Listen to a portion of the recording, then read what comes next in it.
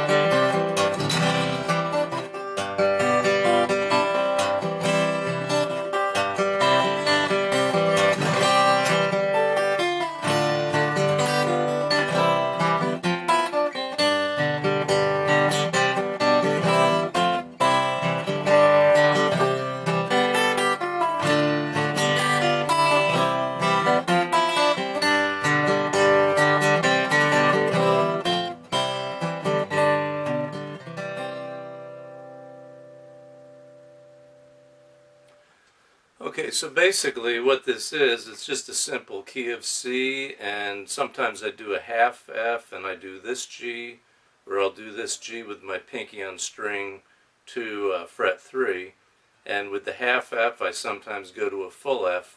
Then I have a D minor in there played with the pinky, and I have a little bit of a melody. And so let me run through this, and I'll go through measure by measure.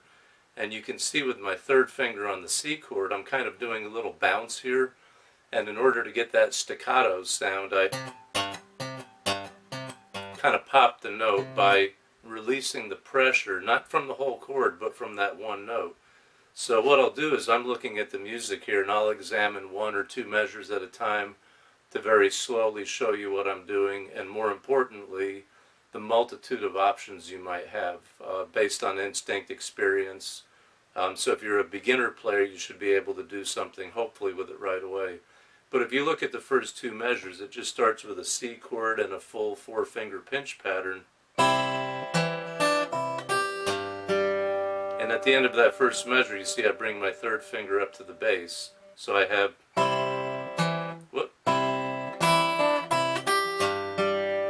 and then I go to a full G chord here. It's a G7th. And then you'll notice I have a little bit of a roll here, and I'm using my thumb, middle, and ring. And then there's my bass alternating again. So very slowly, the first two bars go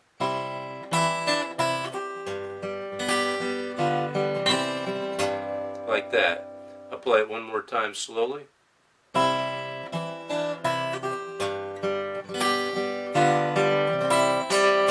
Like that. Now when I go on to the next measure, the third one, I still start with that pinch again. And then I go right to a G in measure 4.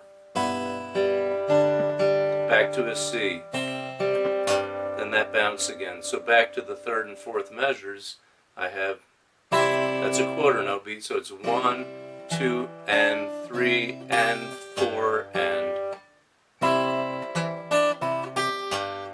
Now when I do that, I want to keep that third finger in the bass because I'm already set up for that G. Then, and that's really all those first four measures are, the intro you have.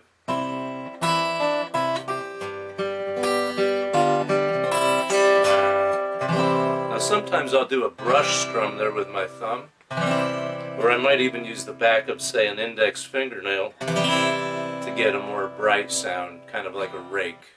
So,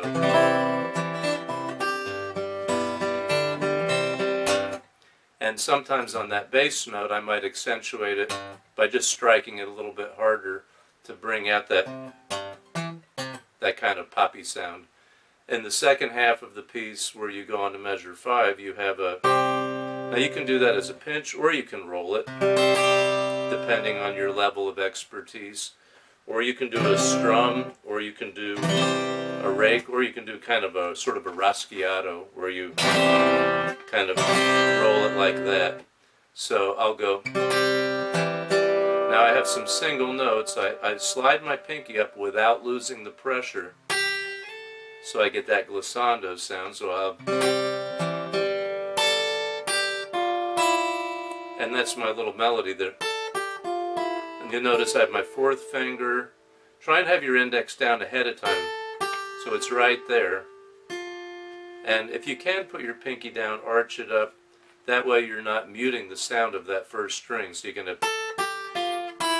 and the same thing when you play that last note, let this note be ringing like that, and then that's a full D minor, but I use my pinky here on the D minor D note. Now I'll bring my thumb down to the third string here for that, and then I have specific right hand fingers put in there so that you don't trip over themselves, you know, trying to use the same finger twice in a row. So I'll have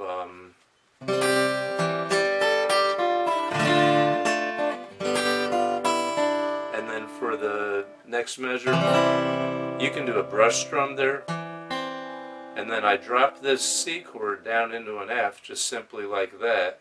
So I lower these and it's a half F, and that right hand really matters for me. So I'm going a pinch and then I, or my index, and then middle, and then index.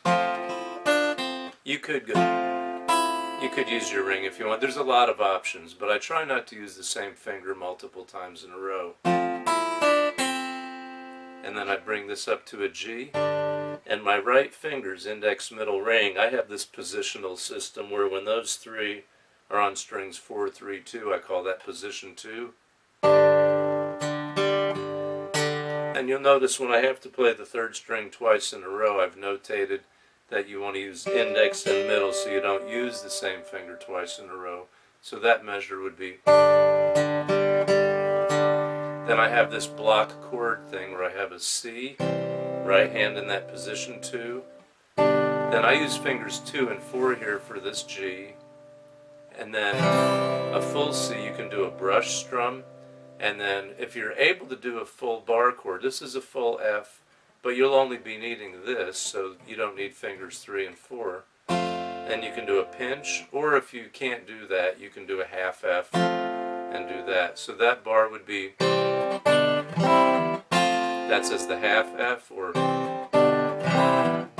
like that. And then for the G, I use my position 2 I talked about with thumb, middle, ring, or PM and A. And then I just pinch it like that, or you can do like that. So slowly the second half is.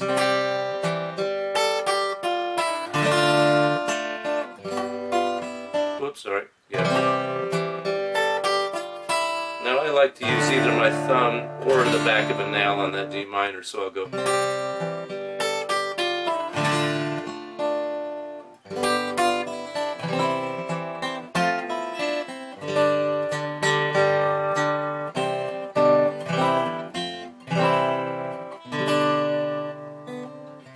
Something like that. Now something you can do too is, let's say you want to play this with somebody else or you want to sing it, you can use a capo.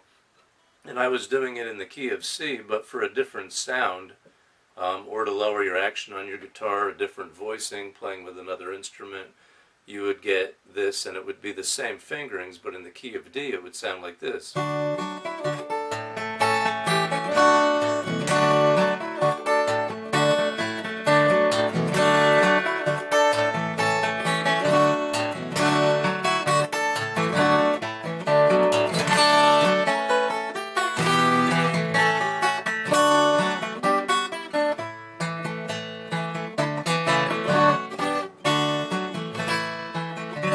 Something like that. Same thing, you could move it up to capo 4 for the key of E. If you wanted to even move it all the way up to 7, that would be the key of G. Kind of a mandolin ukulele sound. So I hope that helps. Happy holidays to everybody, and we'll see you again. Good luck to you.